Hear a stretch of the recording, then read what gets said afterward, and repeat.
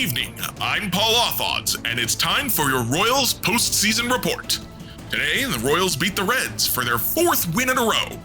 The Red Sox lost, and the Guardians lost, and the Twins are still playing. The Royals are now 3.5 games ahead of the Red Sox for the final wildcard spot, and only 3 games behind the slumping Guardians for the division lead. Before today's action, their Baseball Reference playoff odds were 74%. Also before today's action, their Baseball Prospectus playoff odds were 57.6%, and their Fangraphs playoff odds at the time of recording are 66.4%. Their magic number for the last wildcard berth is 36. We now return you to your regularly scheduled Royals Rundown podcast.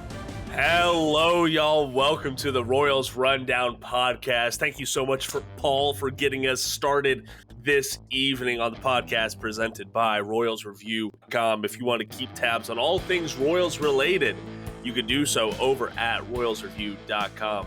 I am Jake Milham, joined this evening as usual by Jeremy Hakayas Greco. Jeremy, you've been a busy guy this weekend, taking on the Reds fans, writing the recaps. You've been all over the place, man. You've been fighting the good fight. Yeah, I had writer's block, so I didn't write my normal weekend article. So instead, I wrote 3 game previews and 3 game recaps and had a lovely discussion with a Reds fan during today's rain delay. There's only so many ways that you could spend a rain delay, and I guess arguing with Cincinnati fans who think that chili on spaghetti is good is an interesting way to I gotta say, have you ever had the chili 5-way from what's it called? Steak and Shake? No, I have not. So that's basically canned chili, onions, and cheese on spaghetti. Oh, and jalapenos. That's where the 5-way comes in. What are we 5 ingredients doing? on spaghetti. And my family, there was like a 2-month period, I think it was right back in 2018, where my family got chili 5-way from Steak and Shake like every other night. It was crazy. Gosh. I was like, y'all, Steak and Shake has steak burgers, chips, fries, and milkshakes. Why are you getting chili 5-way? What? I don't even want to think about it. Like, that just makes my stomach curdle. I know my diet isn't the best, but damn, right. I couldn't be doing that.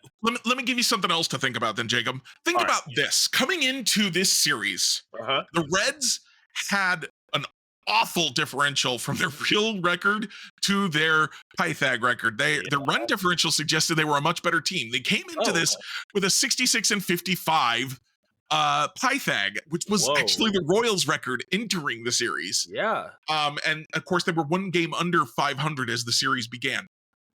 The Royals, as we all know at this point, swept the Reds, but they added 4 losses to their Pythagorean record. That's how badly they beat down the Reds. Is the Reds walked away looking like a much worse team instead of just a team that got swept. Damn. Yeah, it was. I was thinking about this today because for much of Sunday's game, I was planning on this podcast talking about Sunday was the most competitive iteration of this series. And because, at one point, the Reds did have the go-ahead run at the plate with the bases loaded. And I was like, I don't know, this is going to be a little interesting. No, and then for the rest of the game, all I could imagine was the Batman meme where he's just like punching down on a villain. Yeah. Justice for Gotham. It is. I'm all smiles. This is a great way to end this road trip. 4-2 on the road trip, above 500 on the road. Like, come on, this is awesome. The Batman meme that I now have in my head is the comic panel. Okay. And Robin says, the Reds could win this game. And Batman slaps him and says, Lucas Erceg. Yeah, listen, I've been a vocal guy against single inning relievers going beyond a single inning. However, think that I'm not going to put the expletive tag on this. He just dominated the Reds and the whole bullpen dominated the Reds. The whole pitching staff dominated the Reds. 3 runs over 3 games. Every pitcher looked good. Yes, except for Angel Zerpa, who probably should go to Omaha for a probably. little bit at Probably. least. Yeah, just to regain his bearings. Here's the thing: if they called up Jonathan Bolin, at this point, you're not asking him to be late inning reliever. No. But when it looked like Brady Singer might have to come out of this game because of the rain delay, fortunately, it was a very short rain delay. But if it had been any longer, the Royals don't have a single long reliever in their bullpen. Nope. It would have been very big trouble. Yes. I don't know if they win this game if Brady Singer has to come out because they just don't have a long reliever. And if you have to use your entire bullpen and your bullpen is as mediocre as the Royals bullpen has been this year, I'm not going to say bad, I'm going to say mediocre, then you are asking to give up a bunch of runs for one guy. As Danny Matthews always likes to say, when you keep going to the bullpen, every time that gate opens, you run the risk that you bring out a guy who doesn't have it today. Absolutely true. It is true, even when you're talking about good relievers, Right. and we're talking about mediocre relievers in this situation, so that risk is much, much higher. Yep. And I do want to clarify this. I haven't seen a whole lot of folks calling out Sam Long. Sam Long had a very rough day today. Number one, I'm going to blame that on the rain. That makes sense. This was such an uncharacteristic outing from Sam Long, and they were. First off, I don't know what the grounds crew was doing because that mound was just a sopping mess for him and Urseg. And that's kind of shameful and dangerous at a certain point. But luckily, Urseg came in, put out the fire, got those 2 outs when the Royals needed it most. And that is all she wrote. But did get a little gift from home plate umpire Mark Little, I believe is his name. Yeah, he did that. What was that? That strike at the very bottom of the zone that Freddie lifted up. Cruz. Yeah, that was a tough one. But I mean, I've seen so many of those calls go against the Royals this year that I didn't feel too bad about it. Before we talk about the big story of the weekend, because we didn't even have him on our show notes, let's go ahead and talk about James McArthur real quick, because this was I love to talk about James. Oh, I know you are one of James's biggest fans, really. And like, you sound sarcastic, but it's honestly true. I know. I'm not being sarcastic. I feel that it is the truth. He just an awful stretch. Just an awful stretch. Oh, absolutely. It was terrible. Last 7 games though, 6 1/3, only 1 earned run, 1 walk, and 6 strikeouts. Tossing for a .79 whip. He's just when I think I'm out on James McArthur, he keeps pulling me back in. And that I only go back 5 games. Okay. And that's what I did in the recap, because that's after that earned run, and that's all 6 of his strikeouts are in that span of 5 2/3 innings. Yeah. Only 1 hit, no walks. It has been a dominant 5-game stretch for James McArthur. I'm not 100% convinced he wasn't going to get to close today's game if the Royals hadn't blown it open in the 9th again. Yeah. Well, I do. So let's say you said the last 5 games, and it's not like he's going up against, the Royals get to play the White Sox so often. They're padding their record with the White Sox. Okay, so I get it. They suck. McArthur pitched against the Red Sox, the Cardinals, the Twins, and the Reds twice. So those aren't slouching lineups. Well, the Reds aren't very good. They're not great, but they do have Great American Ballpark to their name. And I got to tell you, watching McArthur for the first time since before, he was officially in a slump. Yeah. He's hitting his spots. His curveball is sharp. Yeah. It's not 6 feet outside the strike zone. It's close enough to taunt people to make them want to swing at it. The fastball is darting inside, and they're like, what? He looks like the good James McArthur again. There was a stretch where he was still getting the results, but he didn't look like himself. And I was sitting there going, James, buddy, you got to figure this out or you're going to get hit. And then he got hit eventually. So this looks like the guy that we saw in September of last year, that we saw early this year, that led to the Royals creating a closer entrance for him right as things kind of started to fall apart. And this bullpen is such a roller coaster because we're not even talking about Carlos Hernandez, who has Oh, just looked like we a got to talk about completely. Carlos Hernandez, though. He's looked so different since he came Yes. back. Go ahead, talk about it. I was just going to say, so we both were very upset about him getting called up on our last podcast. Yeah. But Preston Farr at Royals Miners over there on Twitter, he's doing the Lord's work. He is. Where the Lord here is Slugger. He pointed out that in his last few outings in Omaha, he not only was getting strikeouts, having scoreless outings, but his stuff, like the spin rates, the velocity, was impressive again in a way that it hadn't been for a while, going back to last year. So I was curious, did it mean something? And I got to tell you, watching Carlos Hernandez pitch Friday night and Saturday night, he looks like a different guy. It looks like a guy. I don't want to stand in the box. Well, I don't want to stand in the box against any of them. If I was a major league hitter, he's throwing 100 and he's nailing his spots, and then he's going to drop a curveball on me, and I give up. Yeah, that knuckle curve is nasty. That knuckle curve, when it's used correctly, it's pretty unfair. Yeah, so Friday night, he gave up the leadoff double. He did hang a pitch. Gave up the leadoff double, but then he just fired 101 mile an hour fastballs by guys, struck out the next 3 to end the game. Saturday night, he was throwing 99 to 100 instead of 100 to 101.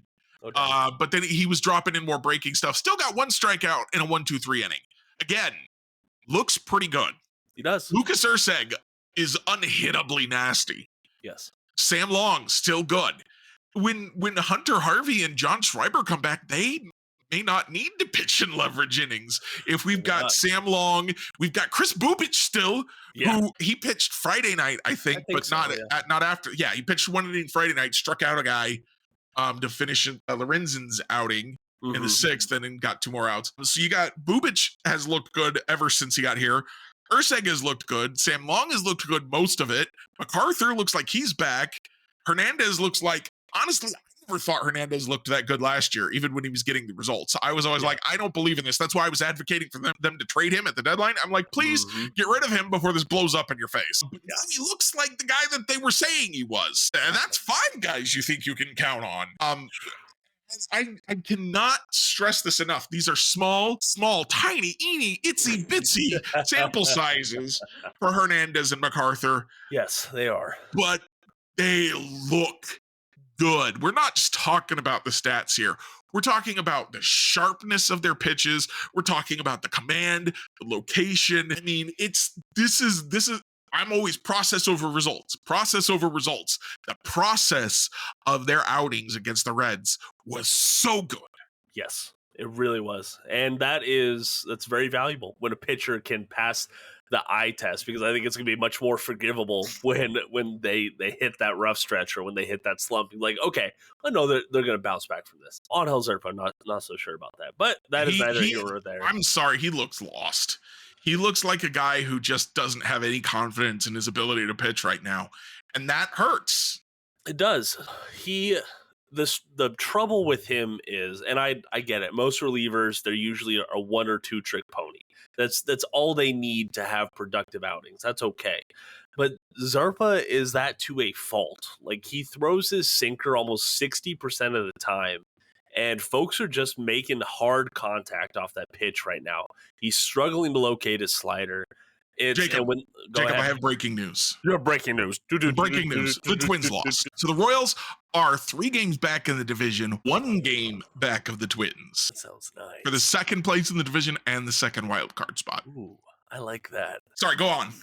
No, that is much more important than what I was talking about with Angel Zerpa. Because that is just, the Royals are positioned so nicely right now for this upcoming gauntlet, for lack of better terms. You got 4 first place teams back to back to back to back. Well, 3 first place teams. Well, because 2 of those series are the same first place team. Yeah, I may not be the first place team by the time the Royals get to that.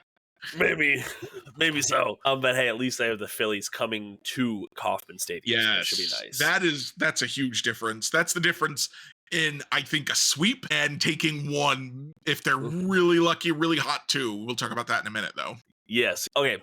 We should stop gushing over the bullpen though, real quick. But before we get to more Royals related stuff, this is another example of why you should be following us on social media at Royal Rundown Pod, and another example of why I love our listening community when they engage with us and why I enjoy hearing from them, because Travis Kirsch, I apologize if I mispronounced your last name, gave us a good rundown on what a runza is. Okay, we're talking about that on the last podcast. What the hell is this? I'm out in Virginia.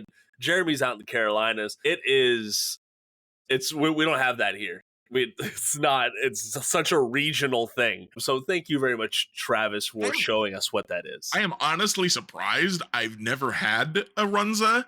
So for those of you out there who don't, it's a hamburger and cabbage and onion kind of hot pocket sandwich sort of thing. It seems, I would almost bet money that it's Polish.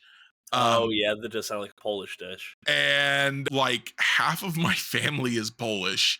So I'm very, like, I grew up on cabbage. Well, I grew up avoiding cabbage rolls and adoring pierogies and oh gosh, there's this chocolate pie thing that my mom makes, pasties. I don't know if that's actually Polish or not, but it's this pastry that's filled with like chocolate custard. It's so good. But yeah, so I'm very surprised I've never eaten it, and I never been told to eat it. I don't think I would have eaten it. It doesn't sound like something I would like. But yeah. But thanks, Travis, for hitting us up with that one. Yeah, for sure.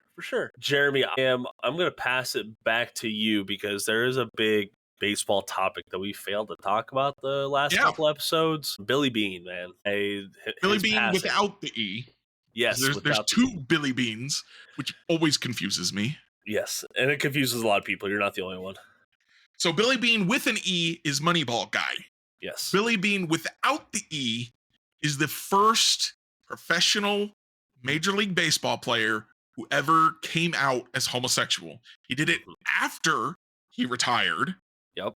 For reasons that I think you'll understand if you think about it for 5 seconds. But he did. And he became an executive in MLB for reaching out to LGBTQ plus fans and potentially players. I don't know of any other queer players, but I assume that if there are any that are, out to, kind of half out or whatever that we just don't know about, that he would have been working with them. And unfortunately, he died a little while ago. August 6th. Of cancer of some sort, I believe. I believe so, yeah. He was diagnosed with acute leukemia in 2023. Yeah. And so he passed from that. He's he wasn't like a really important player, but he was a really important person who played baseball. And we didn't have a chance to mark his passing. So just wanted to mention him real briefly and thank him for, all the hard work he was doing. Apparently he was very well liked and was doing, I expect he was a big part of why there are 29 baseball teams that do Pride Nights, even if they don't always do them well. And it is very specifically not 30 teams. Yes. But he's only got so much power, or only had so much power, I should say. Very true. But Billy Beane is an icon to us all, a role model for us all, I think. And it's sad to see him go. I haven't heard any, so I'm trying to think how to word this. So often there's at least one or two bad stories that you hear about baseball leadership, during their playing days, their post-playing career, something like that.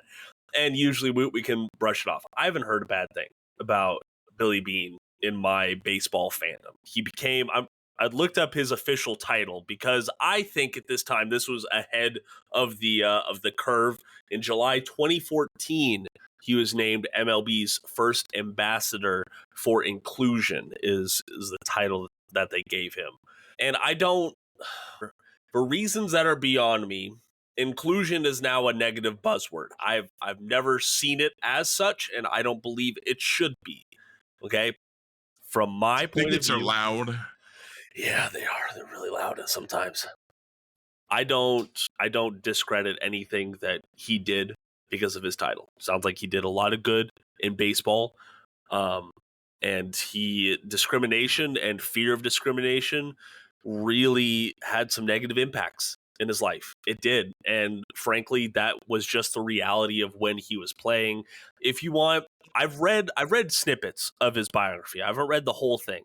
His memoir is titled Going the Other Way: Lessons from a Life in and Out of Major League Baseball. So I've enjoyed what I've read from that book. There. I know, right?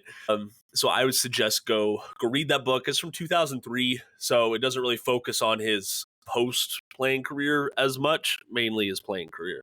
But yeah, it was sad to see him go.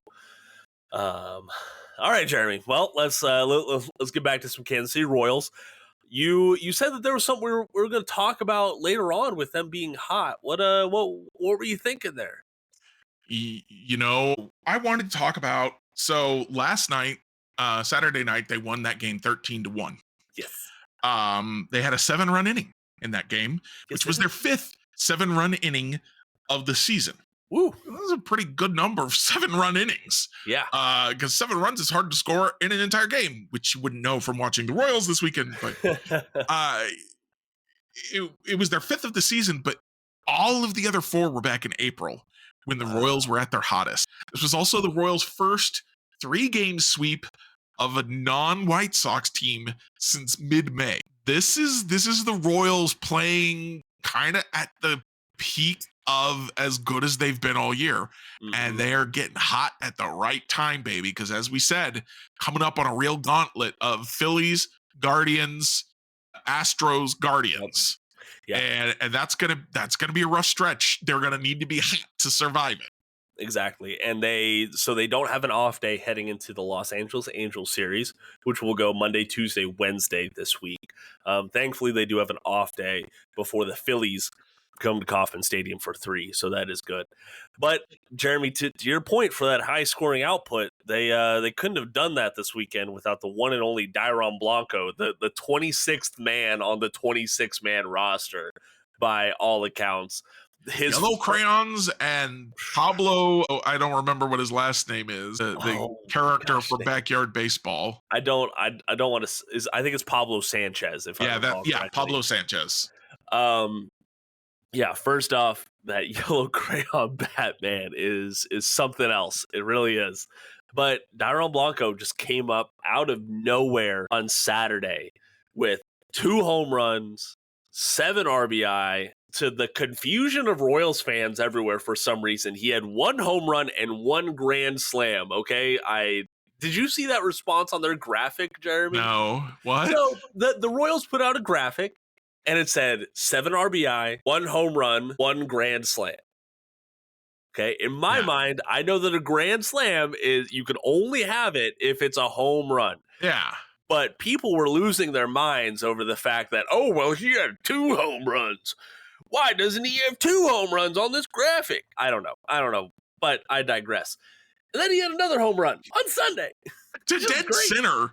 2 of those home runs were to dead center, and the one to left was not a cheapie. It was an upper deck, no doubter. That was the grand slam. Yeah, and number one, I think that Dairon Blanco now has naming rights for the grassy knoll in center field. I think that's how that works. But he also has the most home runs for any non-Cincinnati Reds player in Great American Park this year, which is insane to think, like, okay, Dairon Blanco has 1. Cool. Like, that's what we kind of expect. Just 1 random home run from him every year. But 3 in 2 days? Absolutely absurd. Jeremy, I mean, I'm sure you were as shocked as I was to see this performance, right? Oh, 100%. After the first home run, I was like, okay, if any of you had Dairon Blanco going out to dead center on your bingo cards, you're smarter than I am. I know, right? And he did it. He did. And then after that, he came up with the grand slam, and Rex is just like, yeah, I thought he was going to do something today. Dude must be doing some serious push-ups. I do not understand. That's what he said in his post-game interview with Goldberg was that, he missed hitting the home run for the cycle last year by a couple of feet. Yes. And so he was like, it's always like when you just missed the home run, you got to do a couple more push-ups. Yeah. And And of yeah, course, one of the Royals' strength coaches is acting as his translator. exactly. He said, yeah, we just got a good lift in this morning, and bada bing, bada boom. This is what happened. So it is for all the grief that we give the Royals' depth at times. It is nice to see that sometimes that depth can play. It pays off. Trusting these guys pays off. Dairon Blanco, I think Dairon Blanco and Freddie Fermin are two bench players. I've not once questioned their utility on this roster. Yeah. Dairon Blanco offers speed. He offers speed on defense as well as on the bases. And of course, Freddie Fermin would be starting catcher for most of the rest of the league. For those of you who play MLB The Show, just to kind of put this in a little bit of perspective, he has a gold card in MLB The Show. Okay. Like his base card is gold level, 81 rating, which is like there's not a few guys with gold, but there's not a lot of guys with gold, and he's the backup catcher. Well, that's what happens. But we did start 2 of the games this weekend. Yeah, catcher, exactly. And go ahead. Which is where we talked about this last time, where I hope he stays. Yeah. Salvador Perez was fantastic defensively at first base this weekend. Single-handedly turned 2 Ellie De La Cruz batted balls into 4 outs. Just fantastic work by Salvador Perez. He looks very comfortable over there, and we talked about that gift of a call that Ursac got. Well, frankly, he doesn't get that without Freddie Fermin behind the plate. I love Salvi behind the plate, but Freddie's just on another level when it comes to framing, and I think Rex talked about that on the broadcast. Yeah. And the stats show that. Like, he is one of the better catchers at framing pitches in the lower third of the zone. And where Salvi is good at framing is actually at the top of the zone. Yeah, I know, right? It's just weird how that works out. Because he's so big. Also on Freddie Fermin, 6-game hitting streak right now. Woo. So we like that. We like a consistent, productive guy coming off the bench. Hopefully staying off the bench. Yeah, hopefully so. Hopefully so. It is. I don't know, man. This was just such a needed series, I think. Like, just dominating in every facet of the game, and it's not like the Reds were slouches heading into this. No, they just won 4 in a row. They swept the Cardinals. Yeah, and they had won. Like, I don't remember what exactly the record was, but going back like 20 games, they had been winning a lot. Exactly. They had an early season hole that they were trying to dig themselves out of, and the Royals just kind of buried their playoff push, for lack of a better term. So glad you used that combination of phrase and word. I try. That was perfect, Jacob. I was like, please, please, please say they buried them. I'm begging you, Jacob. Say they buried them. Their playoff hopes. The Reds are basically no longer in playoff competition. No, not really. After those 3 straight losses, which in turn, I mean, the Reds had basically done the same with the St. Louis Cardinals. Yeah. After their series, now it's just a little bit of karma. Well, Reds, you're done for the most part. And I'm just hoping that the Royals are coming back to Kauffman Stadium with some juice left in the tank. All right, let's not stop the ball on the plane. Did we talk about the fact that this gives the Royals a 4-2 road trip and makes them 31-30 on the road this year? Yep. It's a winning record on the road now. That means they've been playing very well on the road lately, because they were not good on the road for most of the year. Yeah, they if I'm recalling the numbers correctly, their first 42 games on the road, they were 17-25. Which that winning percentage was the worst in baseball one of the worst in baseball on the road. I'm sure the White Sox have the worst road winning percentage, but now they've turned it around. They've gotten hot on the road. They have proven that the people claiming cheating is afoot, that nefarious deeds are going on in Kauffman Stadium, they have proven that those are nothing but faceless social media trolls who just are hating on a good blue-blooded American team. Believe anything. They will. They really will. And I loved how the broadcast popped up with Bobby Witt's last 20 games, parentheses, on the road. All right, like nearly a 1200 OPS on the road. He is doing great on the road. So is the team, and let's keep this momentum going into Kauffman Stadium against the visiting Los Angeles Angels, which hopefully we don't need Adam Frazier heroics to beat the Angels this time. All right, let's not do They're that. home now, so this should be a sweep, right? I would hope so. I really do. I'm expecting a series win. A sweep will be great. You've got to win the series. If they don't win the series, it's not like it's the end of their playoff hopes. Right. Obviously, I've been proven very wrong in saying that if they lost the Red Sox series, that was big trouble and ended up like it didn't help anything, but they're still 3.5 games over the Red Sox now a couple of weeks later.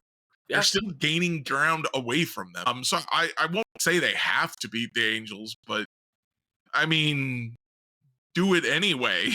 They're not good. Please, begging you. So this is such a great spot to be a Royals fan right now. And frankly, I know school's starting up back in the area. I know maybe attendance is going to take a little bit of a hit.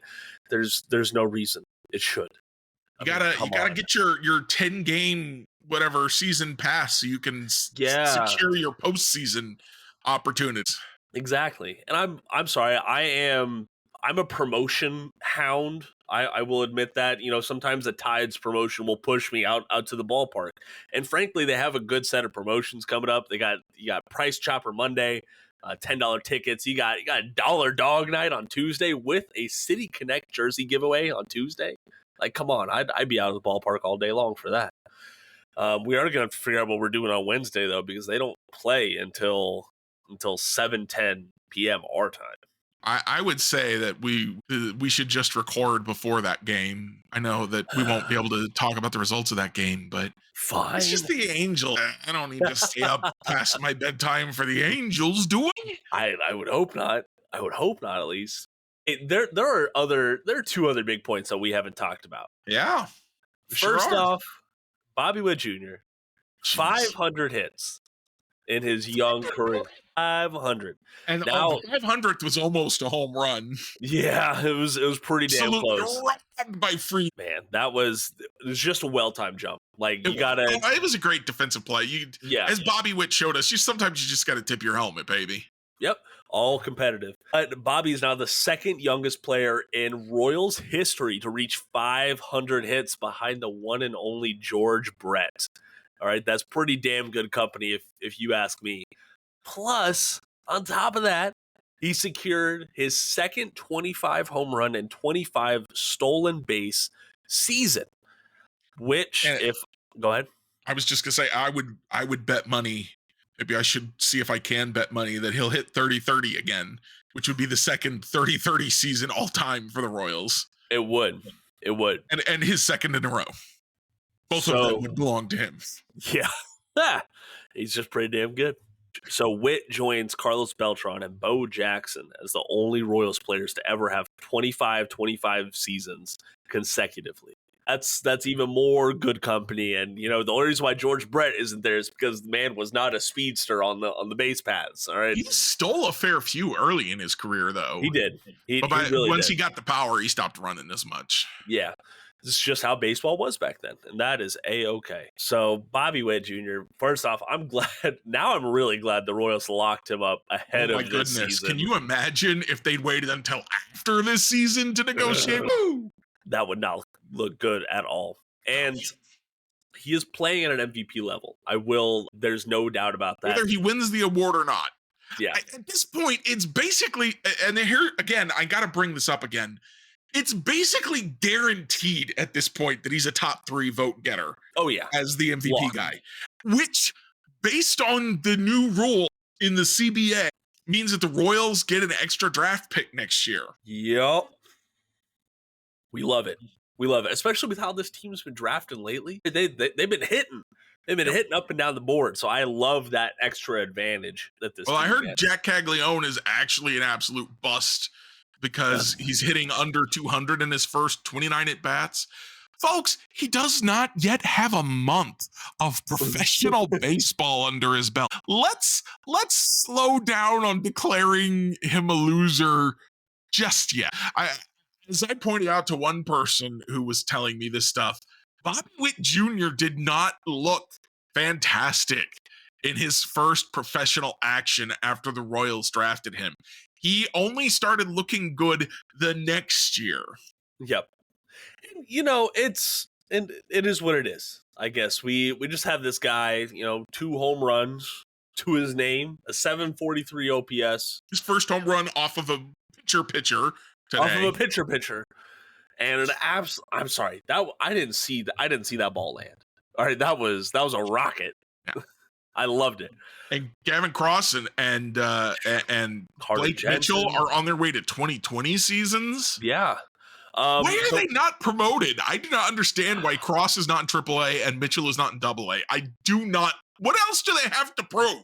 I don't know. I really don't. I would hope that the ripple effect that we see with the Royals is that they promote an outfielder of any sort from AAA Omaha with the September call-ups. And then I think, maybe we get a little stint of Cross, but I don't know. But just promote him. The minor league teams end in early September. They do. So, you would barely get You any promote action. him for like a week? Is that worth doing? Probably not, honestly. But because I can't rationalize why he isn't promoted yet.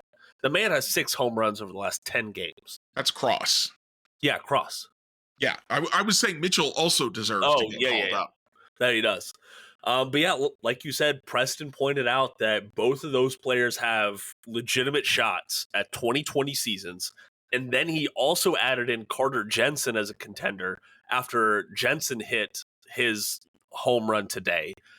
And the Royals minor league system only has 3 2020 players since 2006. Yep. And now they have a chance to have 2 in one season. But their farm system sucks. Listen, yeah, it sucked you can't change it overnight. Can I give you a little rabbit trail for a second? I wrote about this in the comments last night of the game recap. Jacob Junis pitched for the Reds last night. Yes, he did. Y'all remember Jacob Junis? You remember Jacob Junis pitching for the Royals? I remember crying about my namesake leaving. Yes. Yeah. So Jacob. Do you remember when Junis was here? There was a whole bunch of shenanigans that went on with him, up and down, yanked back and forth. He was a starter. He was a reliever. He was a minor leaguer. He was a big leaguer. Couldn't get the stuff going. His brother taught him a cutter in the offseason, and they said, no, you're not allowed to throw that. And as soon as he left Kansas City, he badmouthed the coaching staff, the front office, and was like, these guys don't know what they're doing. They are playing. And this was it wasn't just Jacob Junis. We also, around this time, got the article on The Athletic from Alec Lewis and Rustin Dodd, and I think one other person that basically highlighted just how rigid and behind the times the Royals were in their player development. And so watching Junis pitch last night at the same time that we're seeing Carlos Hernandez, that we're seeing Michael Wacha, that we're seeing pitchers improve. Sorry, I just heard the ice cream truck outside my apartment.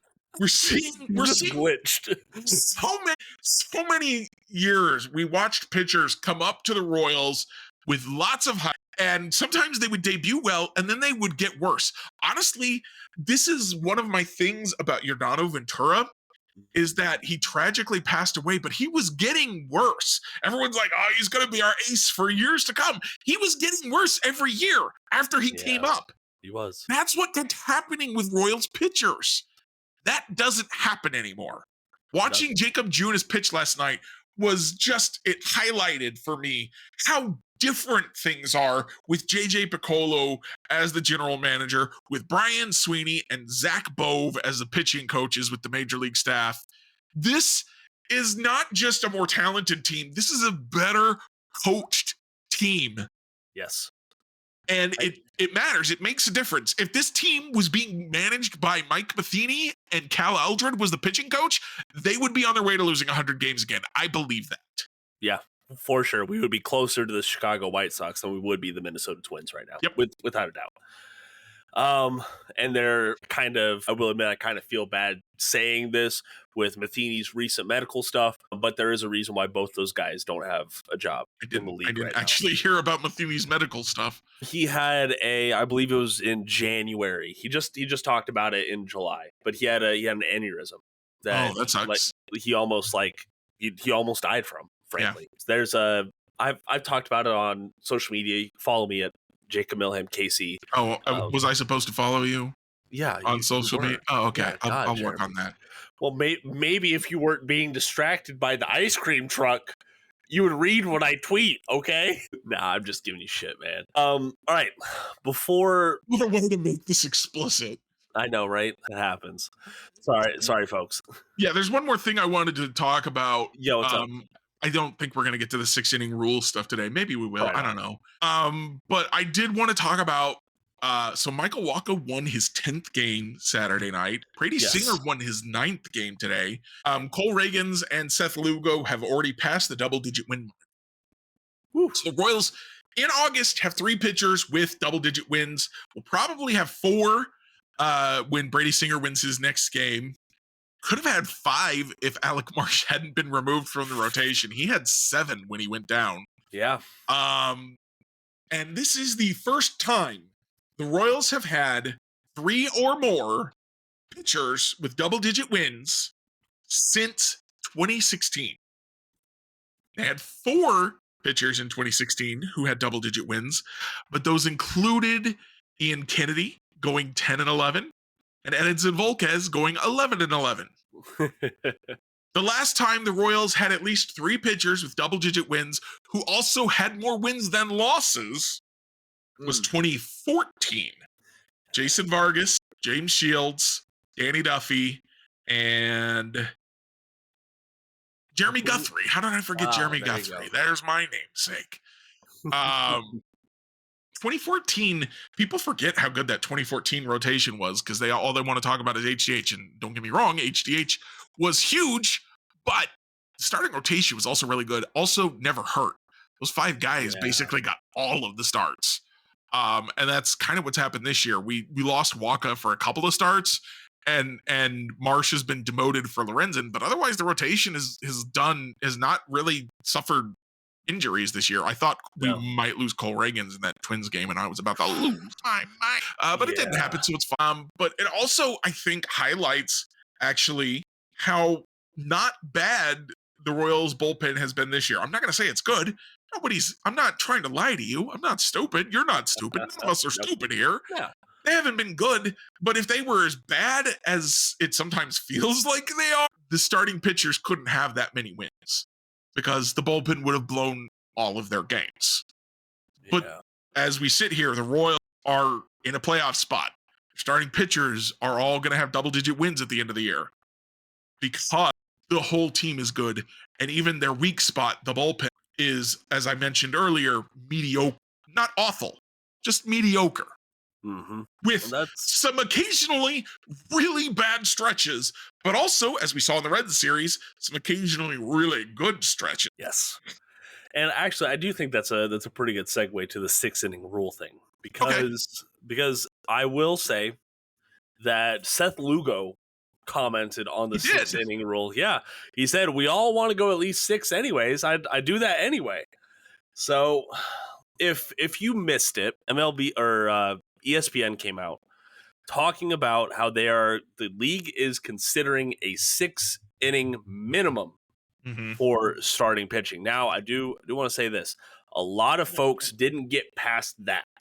Okay, they didn't get past that facet of the possible proposal that they were going to do this. But the object is to prioritize starting pitching, not to leave a struggling starter in to reach the innings threshold while his ERA skyrockets or a risk of injury. So you could pull out a pitcher if they throw 100 pitches, if he gives up 4 or more earned runs, or if he gets injured. It's fine. Outside of that, though, the pitchers would have to make it through at least 6 innings. It would force teams to kind of rethink the staffs, rethink the gamesmanship, if you will, of pitching. Jeremy, I'm probably in the minority here. I didn't think that this was a bad proposal. I think it needs some You massaging. are in the minority. Yeah, You're I wrong. I think it needs You're in some the wrong massaging. minority. I'm in the wrong. Okay, I'm not saying that as the information that we got as it sits right now. I don't support it. Yeah. I do support the idea that spawned this proposal, though. The fact of trying to put a little bit more value on starting pitching, which Royals fans, we know how valuable that starting pitching is. Okay, but not every team does that. Okay, like the Cleveland Guardians are a prime example. They rely on their bullpen so much that they don't value starting pitching. Well, how much would the MLB landscape be changed if a rule like this was implemented? I don't know, Jeremy. Tell me how I'm in the wrong, man. So let's start with what's immediately obviously wrong with the proposal, which, as you said, you would not accept the way it is. Yeah. The first thing that's wrong is 4 earned runs requirement for removing a pitcher before the 6th. Somebody gives up an error with 2 outs in an inning. Suddenly, you've given up 10 runs on 60 pitches in the inning, and you still can't come out because none of them were earned. Okay. And you haven't hit your 100 pitch limit. That's how you're going to get guys hurt. I read this as a thing where they were trying to figure out how to get guys to not go 100% throwing with velocity all the time, because it's leading to some pitcher injuries. That was my read of kind of why they're thinking about this rule. And here's the other thing that once you've added in so many caveats of, well, you must go 6 innings or throw 100 pitches or give up at least 4 runs. Let's say 4 runs instead of 4 earned runs. I think that's an obvious change that you would make there. I think we all would agree 4 runs. Let's not put this in the hands of an official score. His or her win. Oh, so start there. But Major League starting pitchers, I don't know what period it was, but in the article it said that they averaged 5.97 innings. Yes. That means more than half of them are pitching 6 innings anyway. May I correct you real quick on that? Yeah. So that number is from 2014. 2014. Okay. Yep. As of right now, they average 5 1/4 innings. Okay. So that does change that math a little bit. But when I sit and think about starting pitchers, and I could sit down and go through the numbers, I haven't done that yet because, honestly, as I mentioned earlier, writer's block, and I have 6 other Royals specific articles that I want to, and other people were covering this, but I would bet money that most of the guys go 6 innings or throw 100 pitches or give up 4 more runs. So like that, we're already hitting those benchmarks the vast majority of the time. I don't think this rule really, and I don't think pitchers will, again, I think the primary goal of this is to get pitchers to be hurt less often because they stop going all out all the time. Right. And they said that we want them to think that they have to go longer. Well, what they're thinking is, I have to get outs, or I'm not going to be on the major league roster. I'm not going to get paid. That's what they're thinking. I mean, yeah, the more outs you can get, the longer you can go in the game, the more likely you are to stay in the big leagues, the more likely you are to get paid. Yes. So they would rather go longer, but you got to start by getting the first out. If you don't get the guys out in the first inning, you can't get them out in the 7th inning. So I don't think it would actually change pitcher choices. I know a lot of people theorized that when they added the pitching clock without the time in between pitches to ramp themselves up and kind of rebound, that pitchers would throw with less velocity. That hasn't happened. Nope. So I don't see any reason to think that it would happen here, where the incentive is purely for, instead of like a physical limitation of you have to throw the pitch by this, you're not allowed to, because again, if guys can't prevent the other team from scoring 4 runs in the first 3 innings, it doesn't matter if they could get to the 6th inning. They're going to get pulled for ineffectiveness. Yes. So I just don't think this rule is going to accomplish what they want it to accomplish. And I that's why I have a problem with it, is that I don't think it's an effective way to do what they want it. I'm all for rule changes. I honestly don't even hate the man for the man, the ghost runner in the extra innings. I know a lot of people hate that rule. I don't. You know, that's as may be. The reason I hate this rule change is because I do not think it will help. I don't think it'll change much of anything. And so I would like to see them go back to the drawing board and see if they could think up a rule that one thing I have seen proposed that might be more interesting. I'm not I don't really support this rule either. Is the double pull where you pull the pitcher and it pulls your designated at the same time. I don't love that rule because you're taking away from your designated hitters and you're making more pitchers hit. Yeah. Which doesn't increase offense, which is another thing that they probably would like to do with the reduction in velocities, is increase a little offense. With your pitchers hitting or your bench players hitting more often, I don't think you're accomplishing. But I think it's closer to getting the job done than the 6-inning rule is.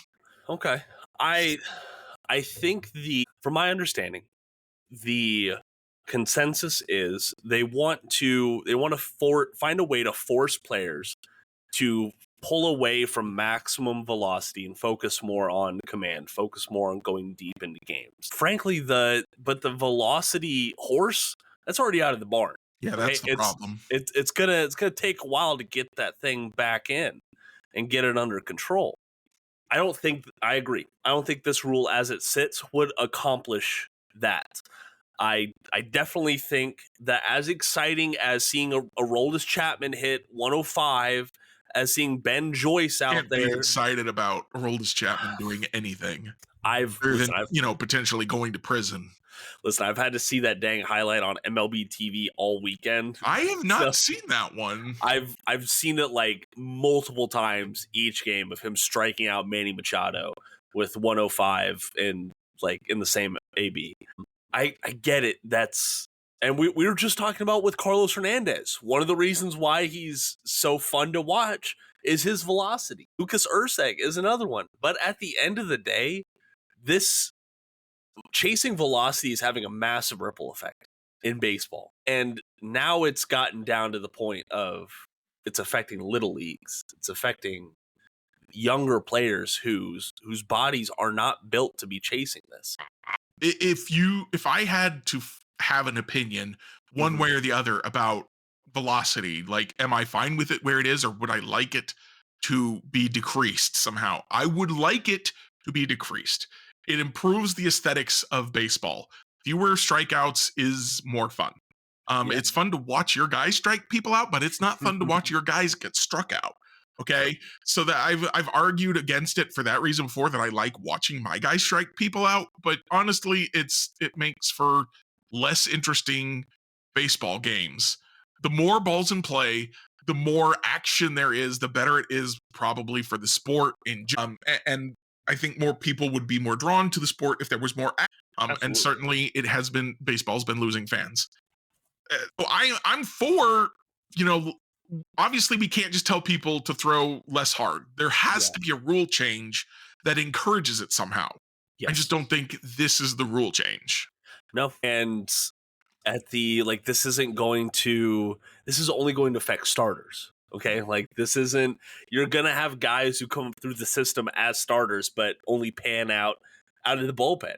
All right, and these rules aren't going to affect them in the slightest.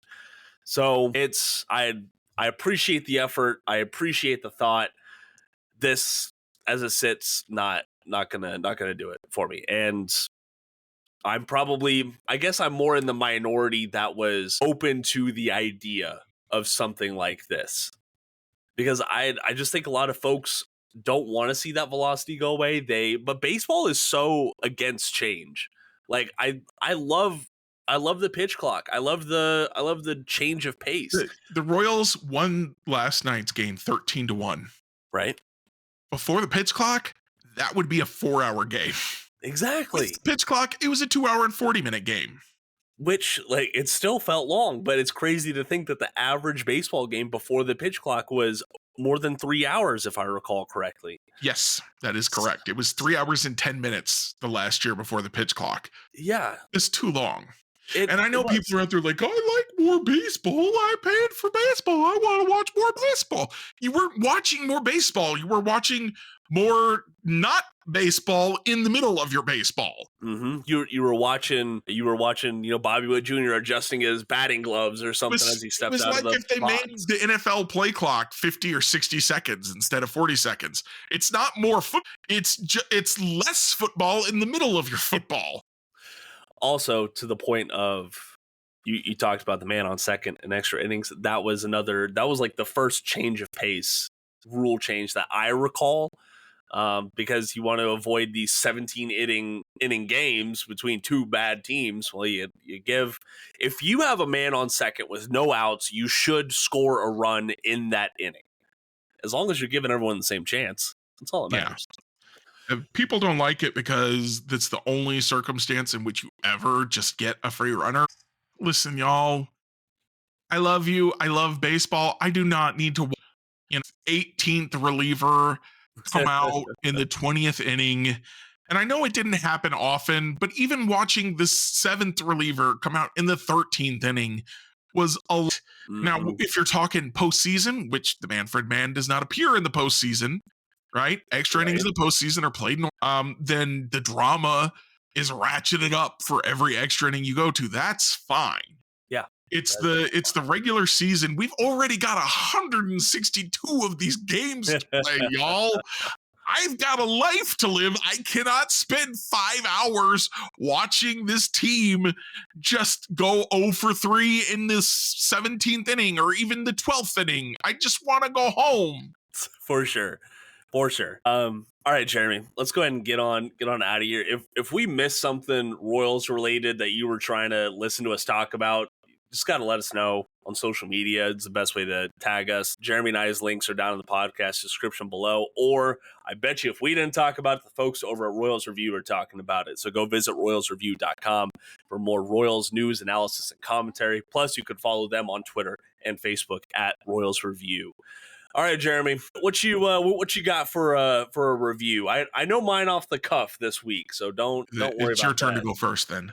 Oh, man. Okay, so my review is over the Royals' social media sphere accepting Jean coming to Kansas City. Have you been following along with all this, Jeremy?